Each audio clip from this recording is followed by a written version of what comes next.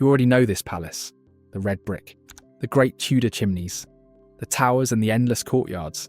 It is the home of Henry VIII, the king of 6 wives and 1,000 portraits. Hampton Court, one of the most famous royal palaces on earth, known to the world by a single name, Henry. But here is the thing almost nobody stops to ask. Henry VIII didn't build Hampton Court. He didn't design it. He didn't even pay for it. He took it. He took it from the man who dreamed it, drew it, and poured a fortune into raising it out of an almost empty field. A man who was for a while the second most powerful person in all of England. And once the king had the palace, he came for the man himself.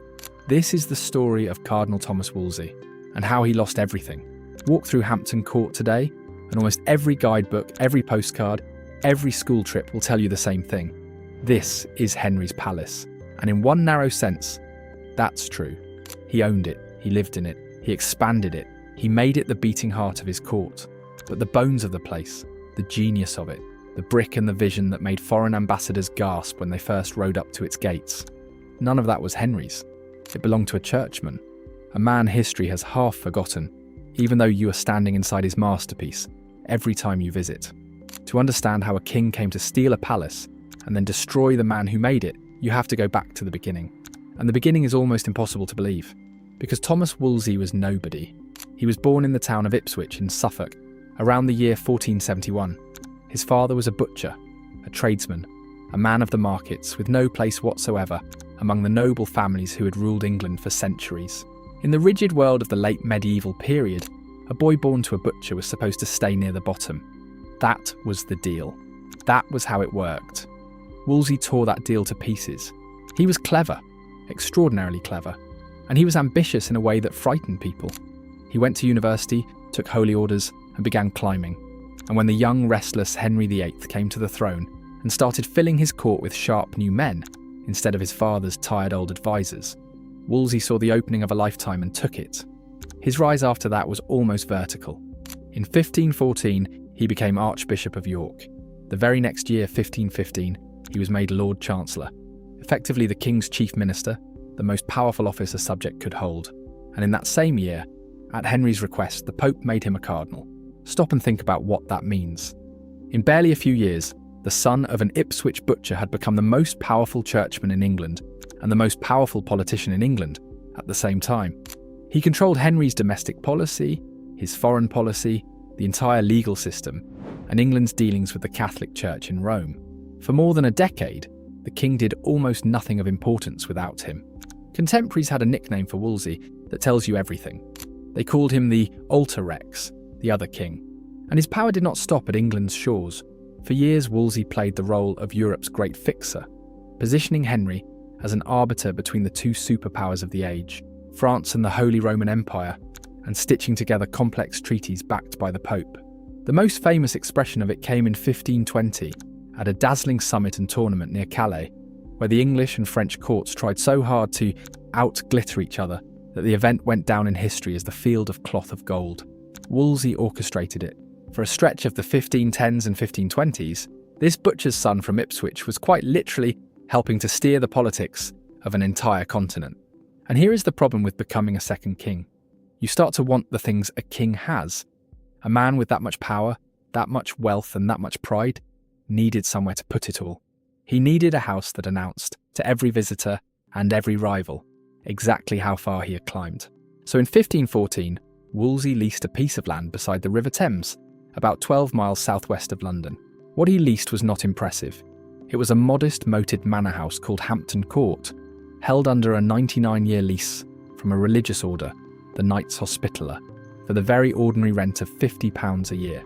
The records that survive describe a sparse, almost bare place, a hall with little more than a couple of tables and a cupboard in it. If you had ridden past it in 1514, you would not have looked twice. That is the part that makes what came next so staggering. Because the following year, in 1515, Wolsey began to build. And he did not build a nice country house. He set out to create the single finest palace in England, grander, richer, and more beautiful than anything the king himself owned. He spent on a scale that shocked even his own extravagant age. By one contemporary account, something on the order of 200,000 crowns poured into the project over roughly 7 years. a fortune almost beyond reckoning for a private subject. He didn't just want size, he wanted taste.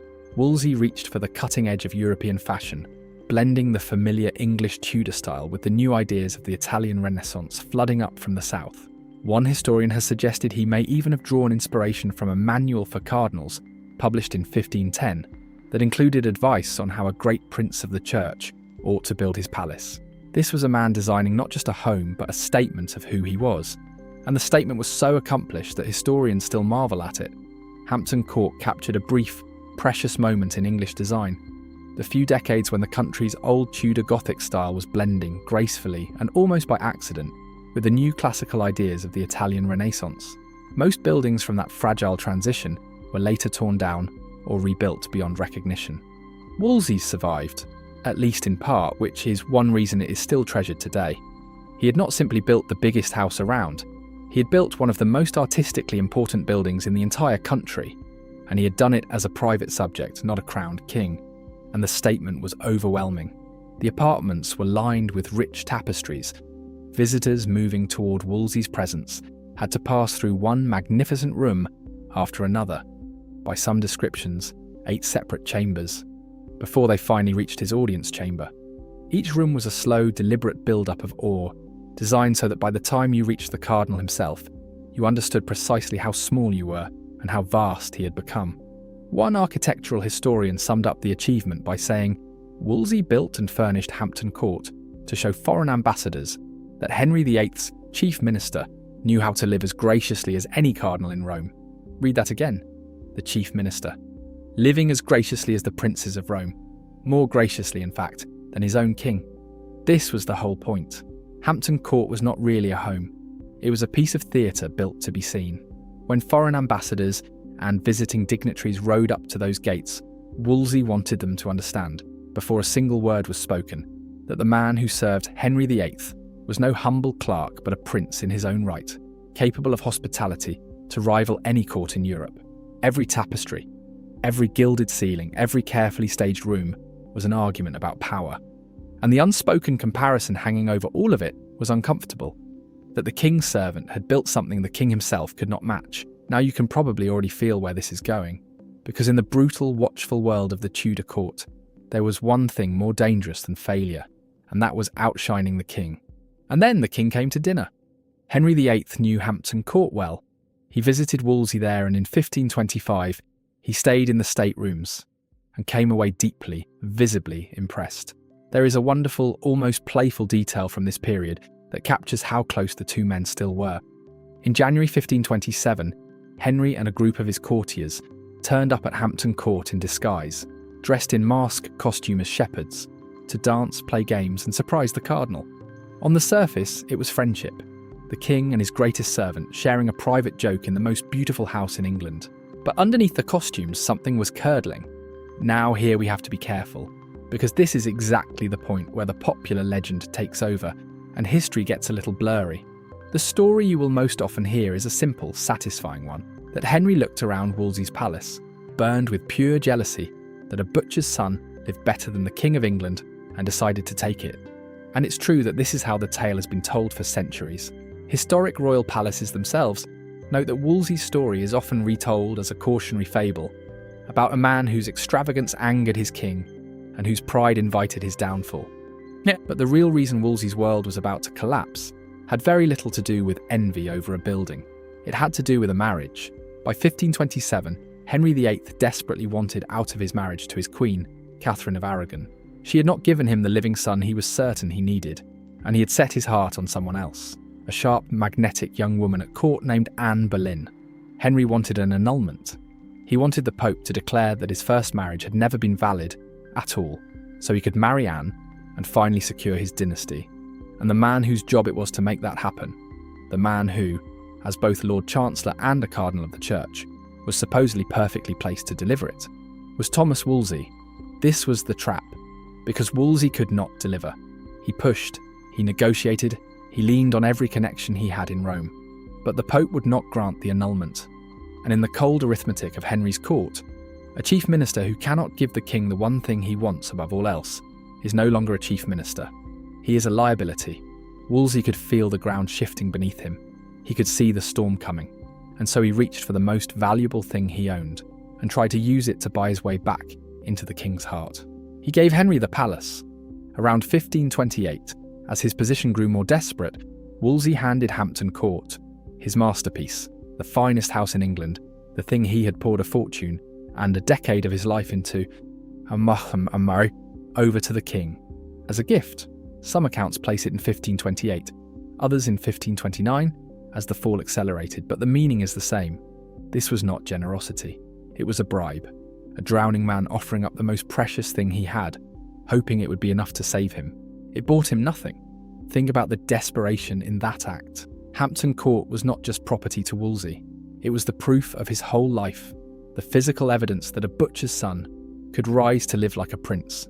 And he handed it over willingly, the way a cornered man empties his pockets, hoping the most precious thing he owns might be enough to buy back a little affection.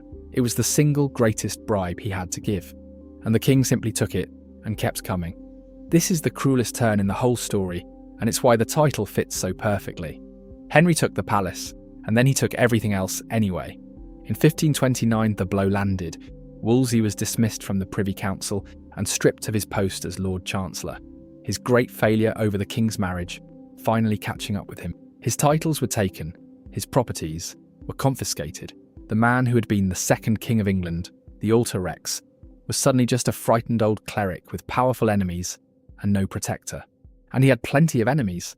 Anne Boleyn, who blamed him for the delay in her marriage, and a crowd of rival courtiers who had spent years resenting the butcher's son, who lorded it over them, all moved in for the kill.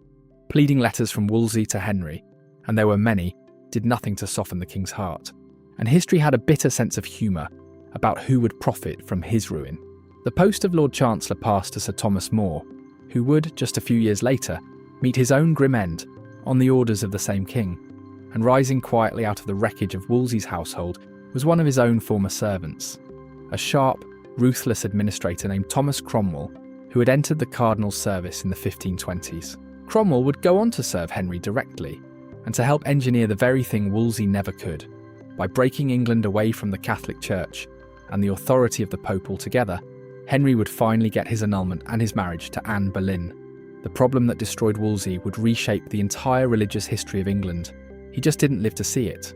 For a little while he was allowed to retreat north to his Archbishopric of York, but the knives were already out. In early November 1530, royal officers arrived at Cawood Castle in Yorkshire and arrested Thomas Wolsey on a charge of treason. He was ordered to make the long journey south to London to stand trial, and everyone, including Wolsey, knew how a treason trial under Henry VIII tended to end. The same king who had once danced in his halls, dressed as a shepherd, was now sending him toward the executioner's block. But Wolsey never made it. He was already a sick man, worn down by stress, grief, and illness. On the road to London, his body simply gave out. He fell ill and stopped at Leicester Abbey. And there, in the early hours of the 29th of November, 1530, Cardinal Thomas Wolsey died.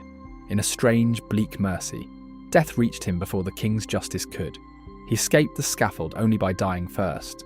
There would be no show trial, no public humiliation, no axe. Just a sick old man, dying in an abbey far from home, having lost his office, his wealth, his palace, and his king. Everything he had spent his entire improbable life building. It is worth pausing on the sheer completeness of it. A man who had climbed from a provincial market town to the second highest position in the kingdom, who had helped broker the peace of Europe and raised the finest palace in England, ended as a prisoner in all but name, dying in a borrowed bed, on a road he did not choose, hurrying toward a trial that had been designed to kill him. He was buried quietly at Leicester, not in glory, not in the great monument he had imagined for himself. And we'll come back to that monument, because it has one final, astonishing twist waiting at the end of this story. Meanwhile, the king got to work on his new house. Henry wasted no time. Within months of taking Hampton Court, he began rebuilding and expanding it on a colossal scale, transforming Wolsey's palace into something even bigger, a residence fit for the entire royal court. And Henry's court was enormous, well over 1,000 people. To feed them, he needed an industrial operation, so one of his first major projects was the kitchens. In 1529, the kitchens were quadrupled in size, turned into a vast complex capable of providing free food and drink, what was called bouche of court. for the king's whole sprawling household, turning out meal after meal for hundreds of people, day after day. Those Tudor kitchens still survive, and they remain one of the most astonishing things you can see at Hampton Court. He didn't stop there. Henry added a magnificent new Great Hall, crowned with a soaring hammer beam roof. He built new courts and lodgings, a bowling alley, tennis courts. He improved the chapel. He turned Wolsey's creation into his own favourite palace, the place where the great dramas of his reign would play out. It was here in 1537 that Henry's third wife, Jane Seymour, gave birth to the son he had torn his kingdom apart to have, the future Edward VI, and here days later that she died.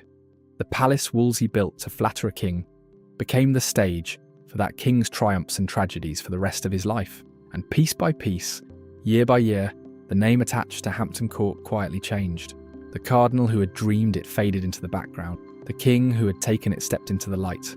Within a generation or two, in the public mind, Hampton Court simply was Henry's palace. The theft was complete, not just of the building, but of the credit for it. But history has a long memory, and sometimes it delivers an ending no storyteller could invent. Remember that grand tomb Wolsey designed for himself? At the height of his power, supremely confident in his own greatness, Wolsey had commissioned a magnificent black marble sarcophagus, a resting place worthy of the second king of England.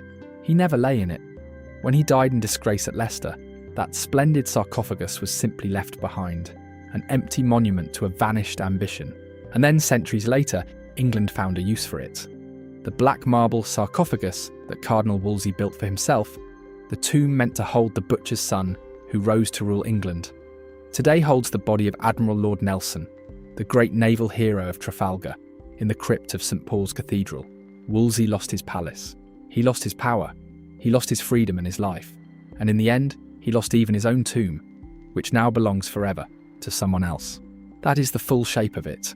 The king took everything. There is one last thread worth pulling, though, because it complicates the simple idea that Wolsey was erased completely. Much of his original Tudor palace did not survive intact. In the 1690s, long after the Tudors were gone, King William III launched a massive rebuilding project at Hampton Court, intending to create something to rival the grandeur of Versailles in France. That work tore down a great deal of Wolsey's and Henry's Tudor palace, replacing it with the elegant Baroque wings you can still see today, which is why the building now wears two completely different architectural faces stitched together. So even the stone itself has been fought over, demolished, and rebuilt across the centuries. And yet walk through Hampton Court carefully, and Wolsey is still there. In the oldest brick, in the base court you pass through near the entrance, in quiet corners and surviving ceilings that the centuries somehow spared. One small room still carries his name, Wolsey's Closet, its richly painted ceiling a surviving fingerprint of the man who started it all. The man may have been pushed out of the story, but he was never entirely erased from the place. He is in the walls. So the next time you see those famous Tudor towers and hear the words Henry VIII's palace, remember the real story.